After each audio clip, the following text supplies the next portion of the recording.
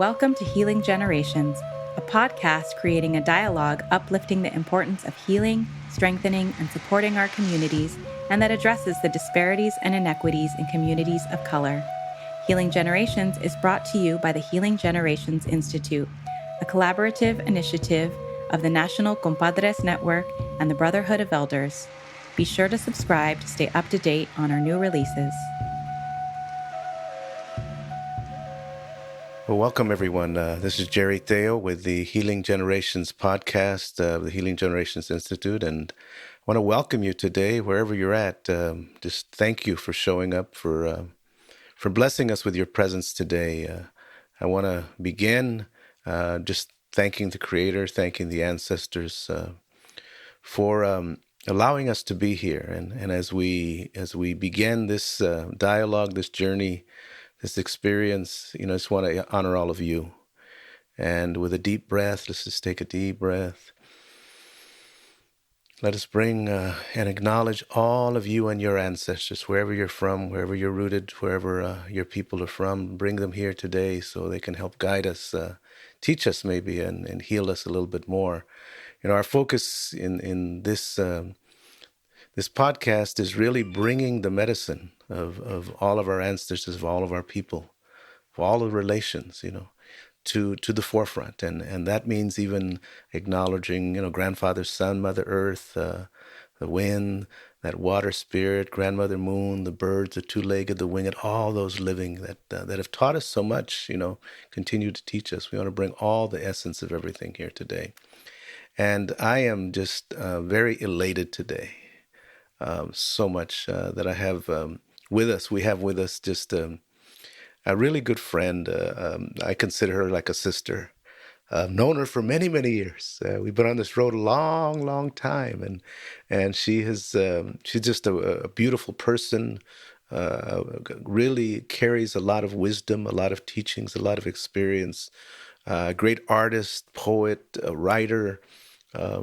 Just so many things, but really just a true friend of mine, and I'm going to allow her to introduce herself. But I'm just so pleased to welcome today into this dialogue, this journey, this discussion, Dr. Antonia Darder, who is coming to us from the UK today. But just so pleased, Antonia, to see you and to be with you, and just to continue a relationship with you. I want to welcome you. Thank you. I'm really happy to be here. As I was preparing, just kind of thinking, Jerry and I are going to have opportunity to talk. Yeah. And I also felt a lot of excitement. And I thought, oh my gosh, I started to think back. I said, we have been on this road for a long time. Yeah. And we've kind of gone in and out and weaving in and out of each other's paths as we move, but always there, always present. I always have had you presente, in my life and in my consciousness, because of who you are, and and everything that you do, your work, and the amazing contributions that you make in the community and to the world. So for me, it's also a real pleasure to be with you, and to see you and have a chance to talk with you. Yeah. Well, thank you, Antonia, because I know, your work has crossed so many genres and really stimulates and actually provokes and pushes many of us to think. We could say in a different way, but actually maybe not so different, maybe in a way that we should be thinking or should be feeling, I know that insight, that wisdom, that comes from long line of experience. We've talked about this. We've been on this journey and talked about our own journey that got us here. But I wonder if you could start off by just sharing a little bit about who you are, your people, your familia, and kind of your journey of who Antonia is. Yeah. That's always such a big question, but I think when I think about that, I'm always aware, as a Boricua, as a woman who grew up in poverty, who is a product of migration as a consequence of colonization. And I think that's that I don't forget that, not in a sense of, oh my God, how horrible, but more in a sense of we have to be willing to see the reality of our histories and our life, so that if we see our work in any way as a form of healing, then we have to be able to see, lo bueno y lo malo, the good and the bad, and we have to be able to, in some way, take it in so that we can understand who we are. So for me, in order to understand my beginnings and who I am, I have to understand the impact of colonization on my family, on my mother, who was sterilized at 19 years old in Puerto Rico, where, 1/3 of women were sterilized by the mid 70s, and probably earlier than that, probably by the mid 60s. But it continued because the notion of la operación, became normalized, and women were being sterilized, often, not completely conscious that they were signing away the rights to reproduction. So that is so much of who I am, because my mother was as a consequence of that colonization and what she suffered.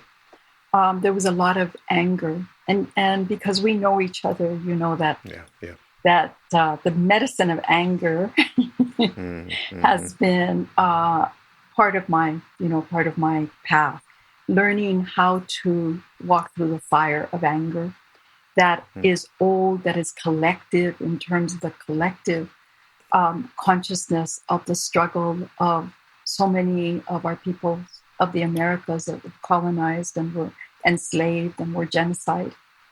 And so even though we want to talk about the positive dimensions, for me, it's always been a process of reconciling the truth of my history and what that has meant and the impact of that, so that I could understand my own reactions and responses. So I could understand the abuse that I experienced as a child because of my mother's difficulties. And so that I could begin to digest, in a sense, emotionally, spiritually, intellectually,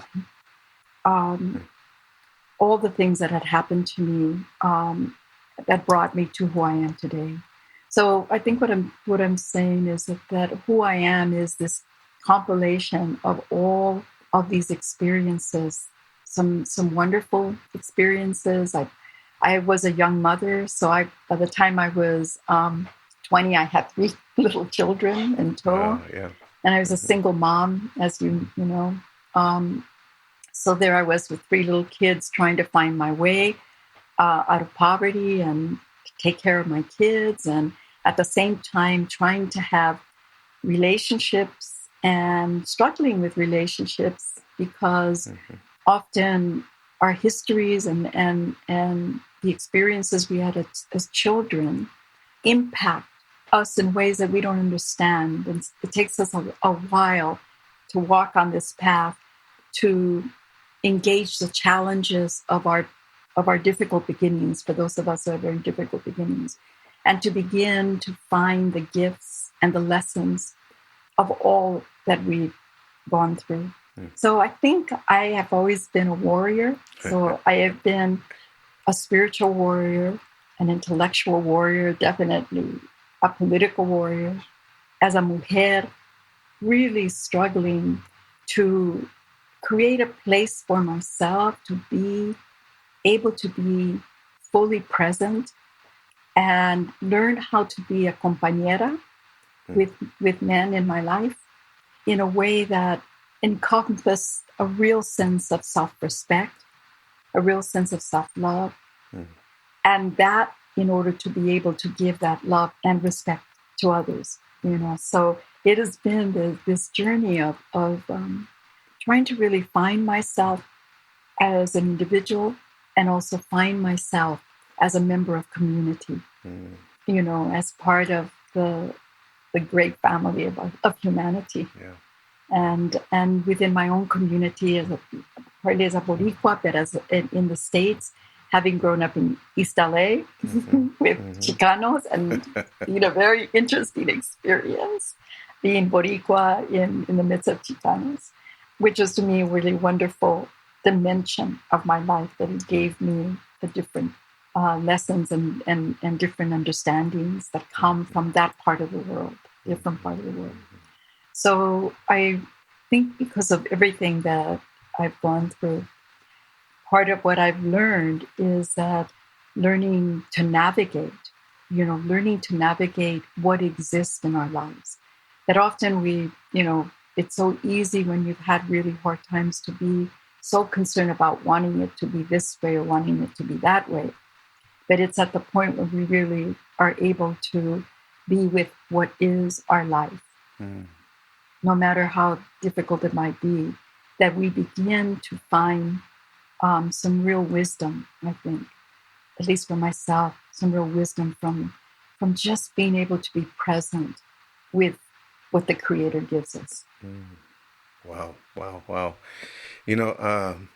You bring to light a couple of things that just, first of all, the collective consciousness of anger, which brings a whole different frame and narrative to our journey, because it was your mom, but it was really your mom's representation of what was going on to her people. Absolutely. That then gets lodged in her consciousness, in her body, and then you experience that as well. And I find so many people, including myself, sometimes wondering, why am I angry? Why am I upset? Why am I sad? And because what we see around us right then is, well, it seems like everything's okay, but this generational collective consciousness that hasn't been, first of all, acknowledged. That's right.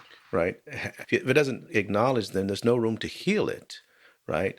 To know how to address it. And then you mentioned, something else that I think is very profound, to get to a place where we can say, this is who we are, not with a sense of resentment, but this is our life, and this is what our life has been, and without resentimiento, without just, this is just who I am. And and that's such a powerful concept to I mean, it seems simple, but it's a lifelong journey, and sometimes daily, if you will. Yeah. It has been a lifelong journey. Yeah. So tell me, in that journey, and you being, Boricua from Puerto Rico, growing up in East LA with Chicanos, and the consciousness of that, what major lessons have you come to rely on or have integrated in your life that have really helped you, in this journey? Because, you're an author, you've published, you're a very, world-renowned professor, wisdom thinker, and, so you don't get there just in an easy journey. I'm sure it's been struggle, and you've had to rely on certain teachings or certain lessons to get you through and to keep you balanced. Can you share some of those teachings that through your life, through your experience that you've gained? Yeah, I think, there's, again, so many things that we have to learn and to integrate them. And so they kind of work together.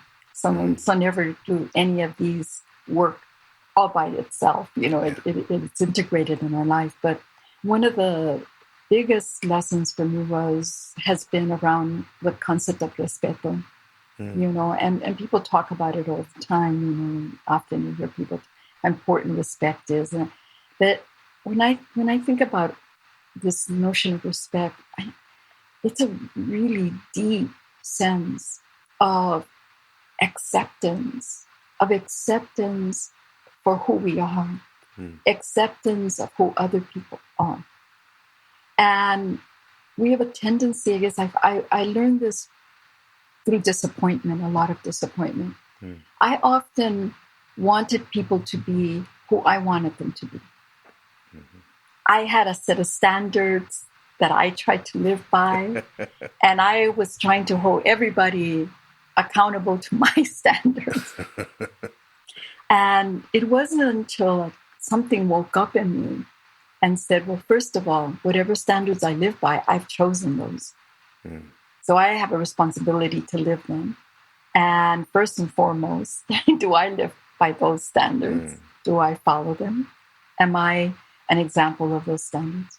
Before I even start thinking about whether another person is or is not. Mm-hmm. So a sense of really deep, deep, radical responsibility for myself. And also understanding that we're all on a journey. So the sense of respeto is really this sense of respecting that I'm on a journey. And just as much as I'm on a journey, so is everybody else. Irrespective of how much they might annoy me or frustrate me or lo que sea, whatever. Right. They're on their journey. And if I am talking about issues of empowerment, I'm very involved politically. So, I'm talking about questions of liberation and all of these. I mean, it has to begin not somewhere out there. It has to begin in my everyday life. It is about living how I live and how I engage others. So this sense of respect is an ongoing element of how I engage everybody. Doesn't matter who they are, that I come in contact with. And that I remember that in that person is housed this immense spirit, this immense humanity that is within them just as much as it is in me. And that they have their dreams just the way that I have my dreams.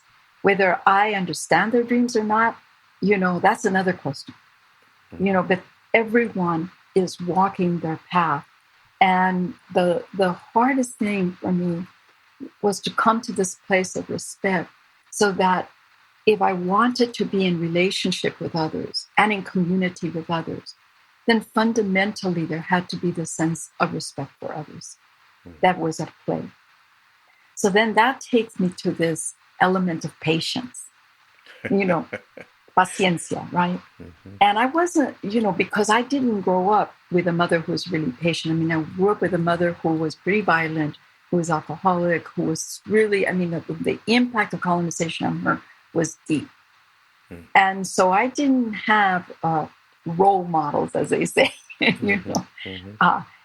What I had was a real opportunity to learn how to love somebody who really struggles.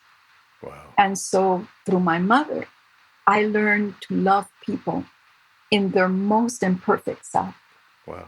And part of that journey was also learning to love me in my most imperfect self. And because the notion of perfection, and I use that very loosely, is an illusion.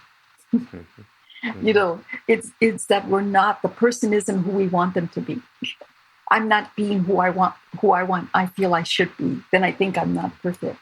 So the patience piece was to say, okay, take a breath, take a step back, and create some space between myself and the other person, between myself and the situation, and try to breathe into it and allow space for the spiritual force of life to be present with me and to guide me. And without patience, that's very, very difficult. Yeah. At least I found for myself. And still, in moments when I get impatient, it's when everything seems to go awry. Everything, right. Everything goes into a mess. Because without realizing, I'm trying to make things be what I want them to be, instead of opening up and allowing what is to be there. And for me to more thoughtfully and in a much more grounded way respond to it. So I think that is the question of patience. So then that issue of patience then takes me to this place of learning how to have grace, how to have grace for myself and how to give grace. We often think of the notion of grace out there, but I think of grace as that dimension that happens in our relationships when we are able to let the person be who they are. We extend grace to them. Wow. And we extend grace to ourselves. So for me, I think about it like I've written about political grace, and people say, like, what the hell is that? And I say, well, when we're in community, right, there's a lot of power struggles and that kind of stuff. But when we come together collectively and try to work together and we bring a sense of grace to the relationship, there's a strength that comes out of that collective coming together that I feel is how our sense of grace comes together. We begin to understand, well, yeah, that person's just struggling. That person's having a really hard time here. How can I be with that person in a way that both of us can find a good way to be, a better way to work together, a better way to struggle through the difficulties. And then that, of course, brings about this dimension of openness. So the sense of staying open is also a phenomenal quality for me, for us to learn. It takes time to learn, because what I see is that when I'm not trusting, when I'm not having confidence, when I'm confianza, no como decir, the sense of being confident about myself, feeling, insecure, feeling, those kind of feelings that constrict us. Right. When we get constricted, it keeps us from being open. And so in those moments, I've had to learn over time that if I just took a step back and created some space, that within that space, again, lend myself some grace, extend myself some grace, so that I could open up and be more present to whatever was happening, and to have some trust and faith in something greater than myself. Yeah. So I would say that those lessons have all come out of a lot of really painful moments of, really messing up and not always responding very well to things. Pero poquito a poquito, it's like little by little, if you just remain walking with a sense of faith and hope and believe in this beautiful humanity that we are part of, in the beauty of humanity, then from there, all sorts of things emerge that we wouldn't even expect would emerge. Like sitting here having this beautiful conversation with you. Wow. You just lifted up some what seemed like very simple, but extremely powerful teachings. And you started off with respect, and you're right. Everybody says respeto. We got to respect people, but what you drew into that was that sense of acceptance. How do we accept one another? And what I wonder, because I know you work a lot in the political realm, you work a lot in the social realm. How do you do that in the midst of this time where racism has really, I mean, it's always been, uh, always existed, but now it's really been brought to the forefront of the significance of racism and oppression and, all the other isms that really go against that sense of respect of people, honoring of people, loving, accepting of people. How have you been able to navigate or balance that? And how do you do that, in the realms that you work? I'm kind of laughing here because I don't feel like I do it really well. I mean, sometimes I get so pissed off.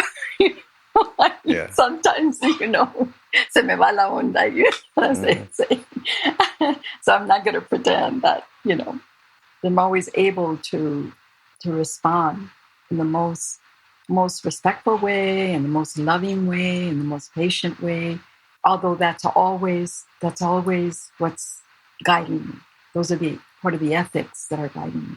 But the way that I think I've been able to contend with all of this is back to what I was saying just a little bit earlier, is that I don't pretend that something isn't what it is. I mean, if I'm experiencing something, I don't try to, get rid of it. If I'm angry, I express it.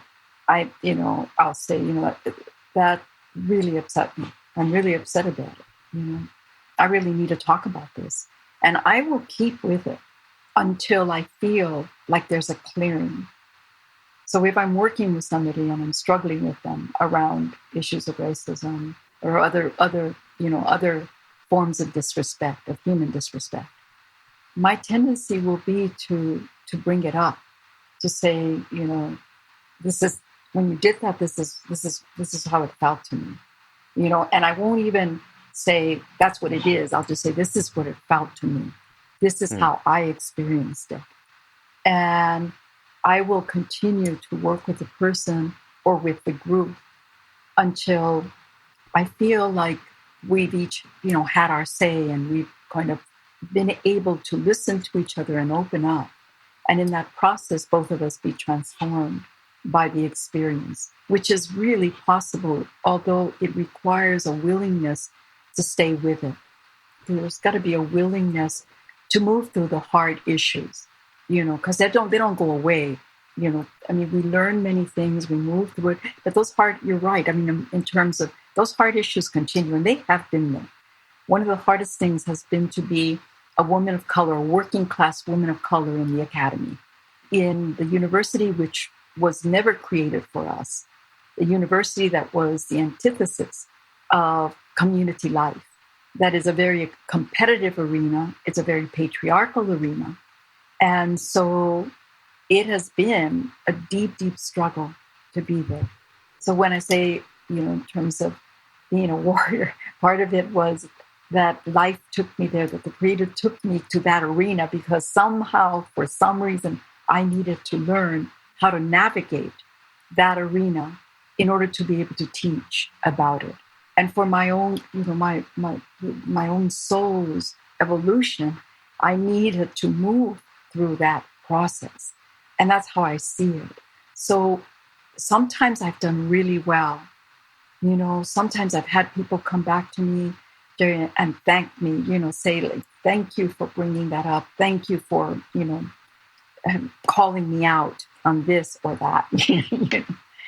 And then other times, people have just, moved away from me, or I've moved away from them. So I think that the best thing that I can say to you is that what I do know about myself, I know that I carry no malice. I know that I will always try to be honest about what I see, about what I'm experiencing, that I'm always willing to stay with it as long as another person's willing to stay with it. And I trust that if I bring that to the table, whether it's in a classroom, whether it's individual relationships, whether it's community relationships, if I bring that kind of spirit with me, something good will happen. Something transformative and healing can happen, because I think that that's what it requires. And when we see destructive behavior, whether, we've been destructive in our own lives or, been in situations that have been destructive, usually it's been that those elements, those qualities have not been brought to the table. There hasn't been a willing to stay with it. There hasn't been a willingness to respect that there are different perspectives here and people are struggling to understand what's going on. There hasn't been a willingness, to listen to what is happening and to believe that we can, in the process, both be transformed for the better. So I think I would say that that's how I've handled situations. I've tried to, to engage with them that way. However, on the other hand, I always have a community of people. There's always folks that I can reach out to that I feel like if I'm really struggling, I can talk to and get, receive the consejos that I need or receive the support that I need, who will listen to me and say, honest, help me to think through things. So I never feel like I'm alone in any situation. From a spiritual standpoint, I feel like I'm always carried. I always feel a sense of being within the Creator, and the Creator within me. But on the mortal level, as human beings, as you know, these Right. two-legged, Yeah. Yeah. pitiful Yeah. two-legged beings that we are, Right. I know that I need other people in my life. But I think that that's how to deal with racism, how to deal with, the different forces of oppression that continue to be there. I think we have to recognize that we need people. And that's why learning to have some patience with each other, learning to listen and engage with one another, learning to be open and believing that other people have something to teach us is so, to me, so essential.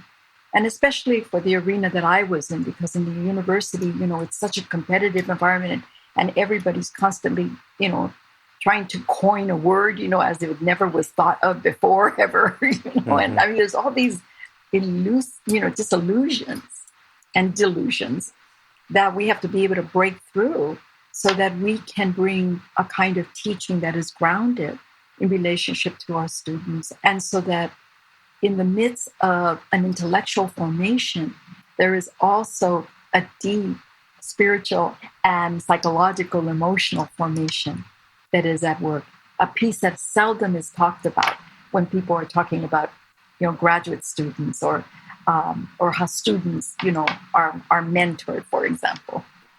But for me, that has been really essential because so many of the students that have come to work with me have been students who wanted to change those very conditions that you were talking about.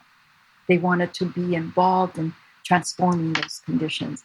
So in order to be able to be in that process of transformation with others, we have, it begins with ourselves. I believe it begins with ourselves and with our community and our sense of who we are in the world and how we walk in that world. Wow. Well, you mentioned soul's evolution, and it's really profound that you mentioned that because I don't think when we're in the battle, when we're talking to somebody and trying to convince them that a policy needs to change or the system is being oppressive, that we're seeing that as this is my soul's evolution. But at the same time, if we're not in a place to really be connected with the sacredness of this work, then it just becomes work. It just becomes, a product of society's ongoing oppressive nature. And even in our consciousness, even in our being woke and trying to do something that's good, we can still be oppressive in the process. And so you mentioned something about no malice. And I think that's profound. That can we approach even those people we see, and I'll put in quotes, our enemy, or those people that are oppressing our people or hurting others, can we approach them and sit with them and be with them and negotiate with them without malice?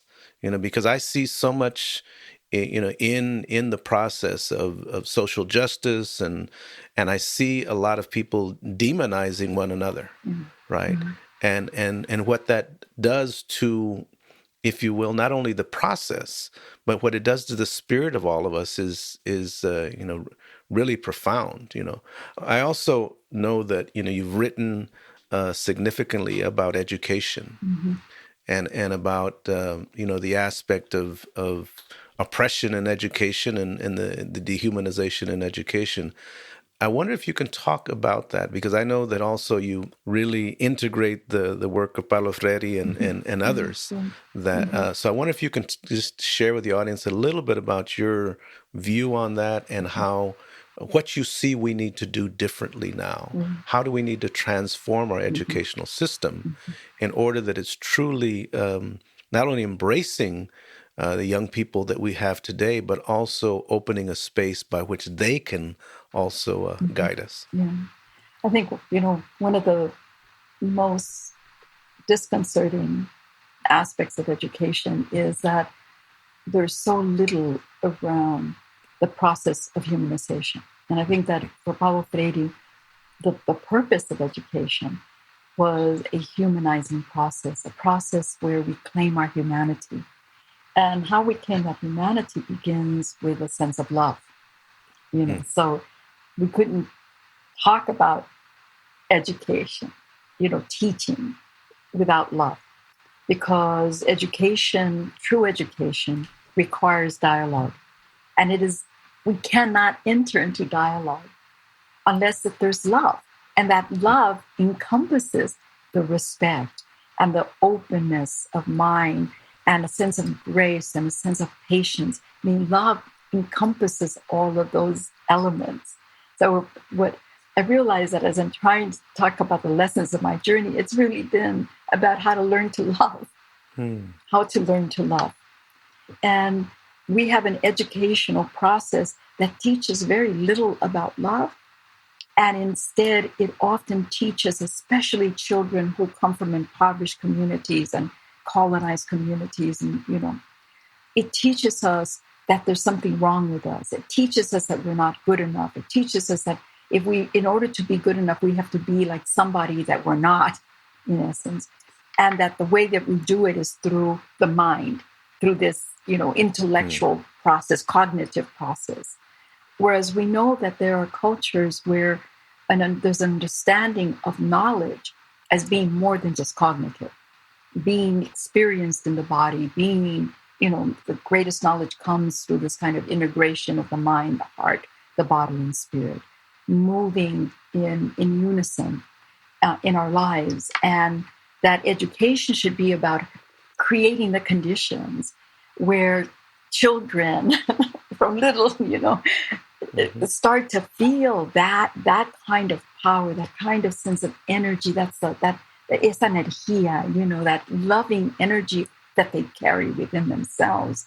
And they begin to construct knowledge through that force of love. And that continues. When I think about, I mean, as a graduate professor, I graduated almost 200 doctoral students. And when I think about how my mentorship, what it has been about, it has been that similar thing. So people think, oh, it's different for little kids. No, we never as human beings lose the need to be connected to love and tenderness and to engage the world in a very sentient way, that we're able to experience what is happening in the world and what is happening with each other. So the more that we teach our students how to be human, how to be present, and how to begin to acknowledge the realities that are experienced within their lives and supporting them in ways that they can discover within themselves solutions and answers to the problems that they themselves ask. Supporting them in ways that say, your questions are legitimate. These are the questions that are coming out from your experience. Those questions are legitimate. Let's look at those questions. Let's see how you think we ought to try to answer those questions. And it begins to create a very, very different understanding of what it means to be educated or to educate or to teach. Because then teaching isn't unidimensional, right? Which is what Paulo Freire was often trying to bring to the table, is the sense that to educate, you had to be willing to be educated. To learn, to teach, you have to be willing to learn. So if we're working with students, for example, and we don't learn anything from our students, we think that they're just learning from us. Right there, something's wrong. You're right there. Right. From the very get-go, we got a problem happening here. Right. Because I don't care what the age of the student is. If you really listen to students at whatever age they are, just really listen to them and engage them, you begin to see that they have a river of wisdom that they're carrying. They may not even realize it themselves. They're trying to find a way to build it and to express it.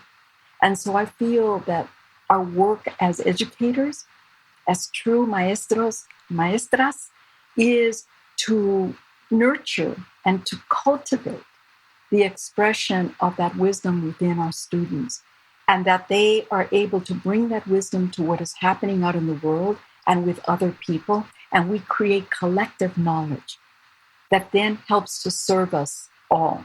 So there's a sense of, it's not only about becoming the smartest person in the room, it's about how do we together create knowledge that is life affirming to us as human beings, life affirming to the animals that share this planet with us, the planet itself as a living being, as our living mother, the universe. I mean, how do we come to a place where we're not afraid of life?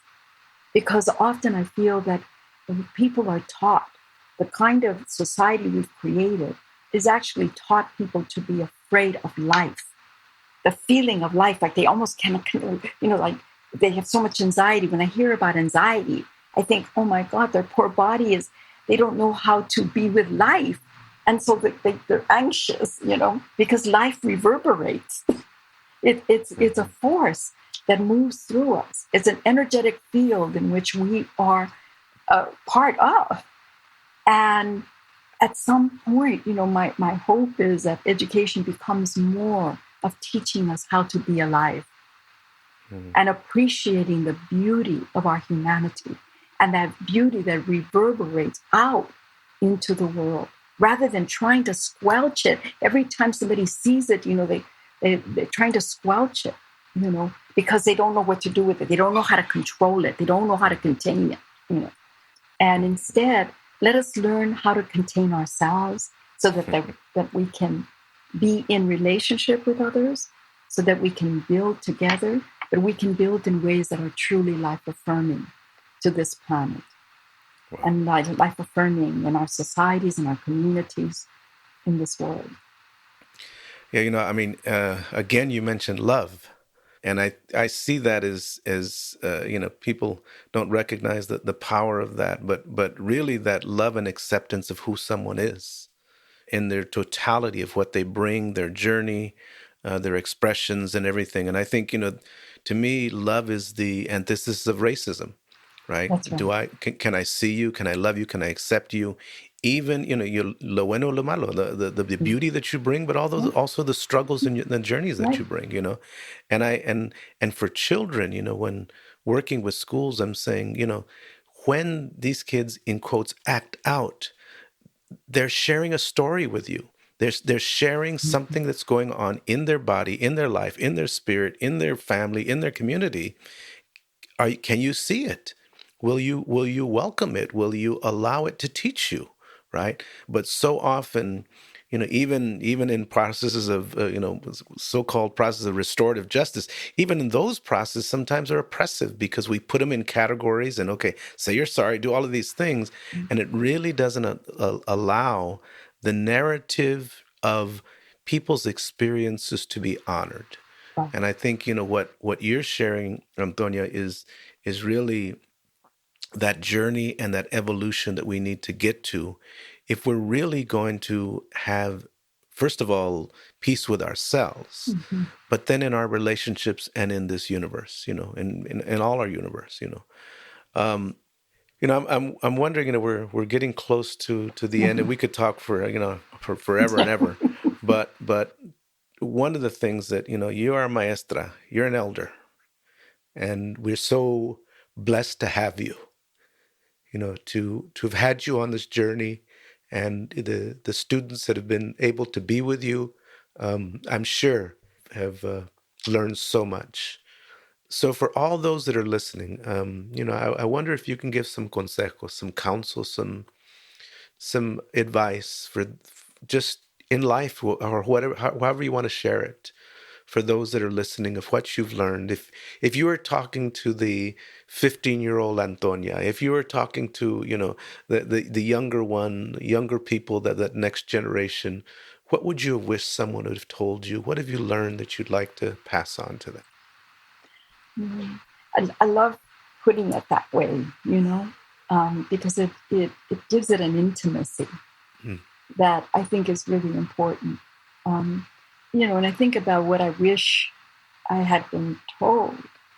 I wish I had been supported and in understanding that everything in life, even the things that are labeled bad, awful, that everything in life, in the most extraordinary way, has something to teach us.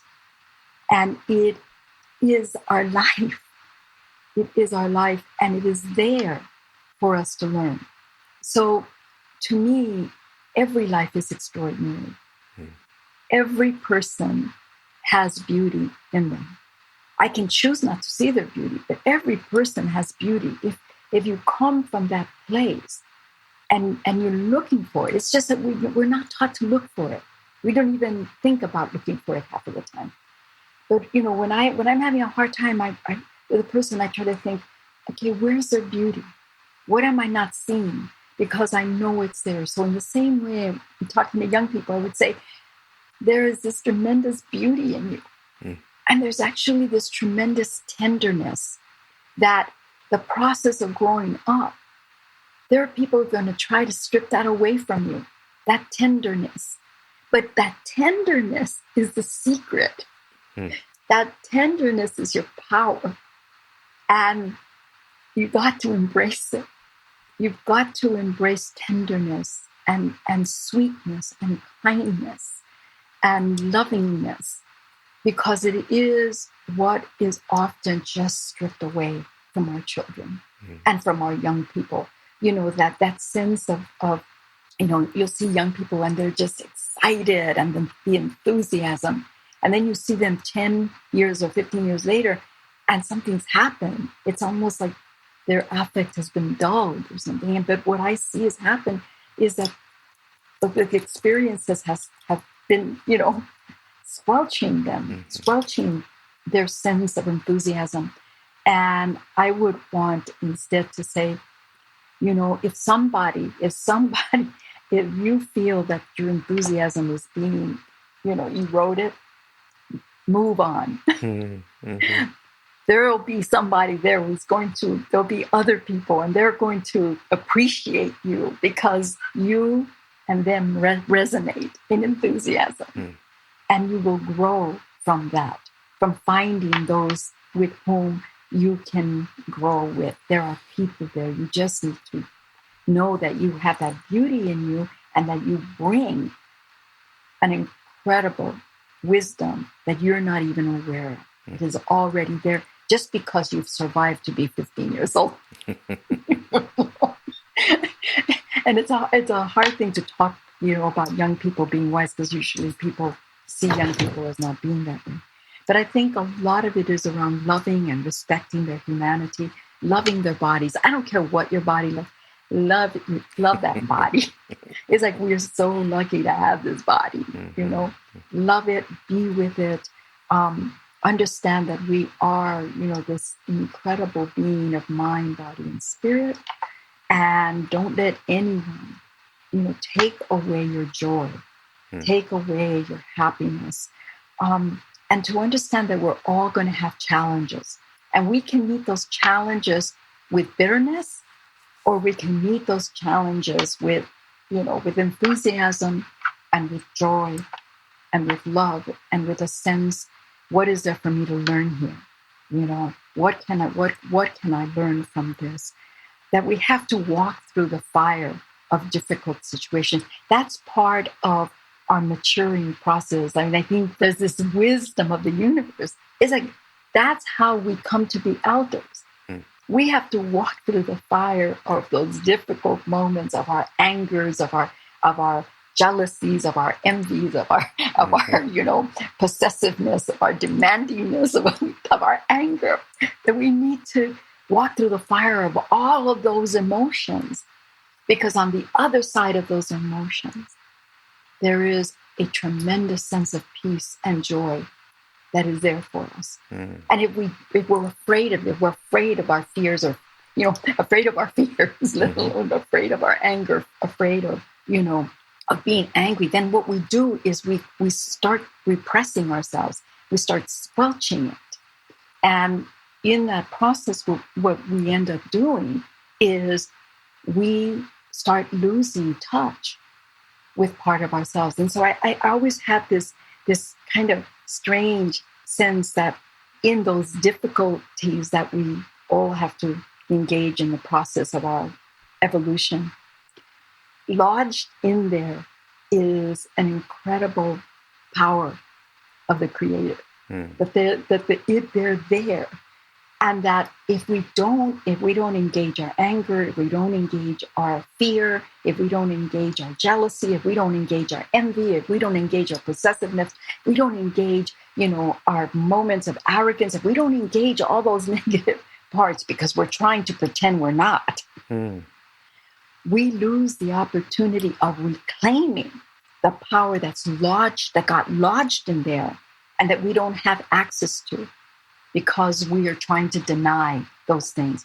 We're human beings, and as human beings, there's a gamut of emotions that we feel and we experience. It doesn't mean that we give the same weight to all of those, but if we feel it, deal with it, try to understand, where it's coming from, and believe that it's trying to teach us something.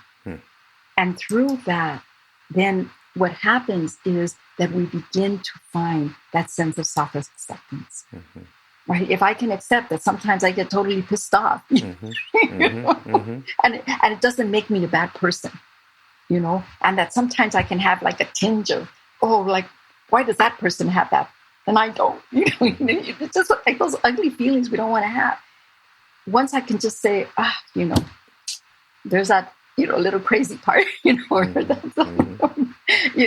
to find humor, so that the other piece, and I know I always like bring, for me, everything is interwoven. Right. So the element of humor is like, I can just laugh at myself sometimes. Sometimes with my partner, it's like, I'll just get really bitchy, I just, like, and then all of a sudden I'll just say, oh man, I'm really being bad, huh? And we just start laughing, and it transforms. So the laughter, our capacity to laugh at ourselves and with each other, is so healing. So if we find ourselves in situations where we can't laugh anymore, where we can't have our laughter and our joy, then we know that it is a situation that needs to be healed, and we need to think to ourselves, am I here to be part of the healing of this, or is this for me to learn to leave? And those are the kinds of decisions that young people will be making, often in their life, that seldom are young people, told, for example, that's normal. And that mistake that you thought you made might later on be like the best thing that you did. That mistake that you thought was such a mistake. Because what you learned from that prepared you for what would come 10 years later.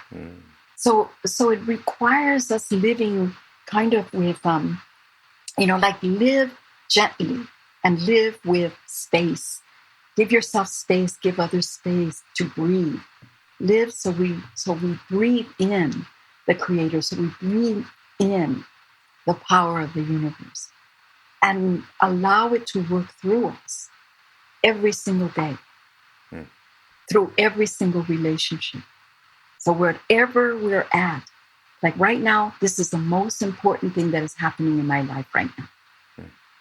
And what that does is it teaches us to value our life, which works against the racism, which teaches us, as you mentioned earlier, to devalue ourselves and to devalue our lives. So instead, the best way to struggle against that is by valuing our lives and valuing the lives of others. Wow. Antonia, it's, we could go on, and I want to acknowledge, the writings that you've done. We'll post them, but I really want to encourage people to, look to Dr. Darder's website and check out the books, because there's some deep wisdom, and I've had to read some of the chapters several times because they're so deep and really provoking me to think and to rethink and to relook at things that way.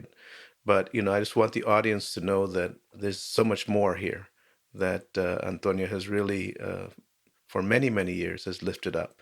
I've always enjoyed the time that we've had, talking, praying, and ceremony and workshops, because it stimulates me to grow, and it stimulates me to want to do more.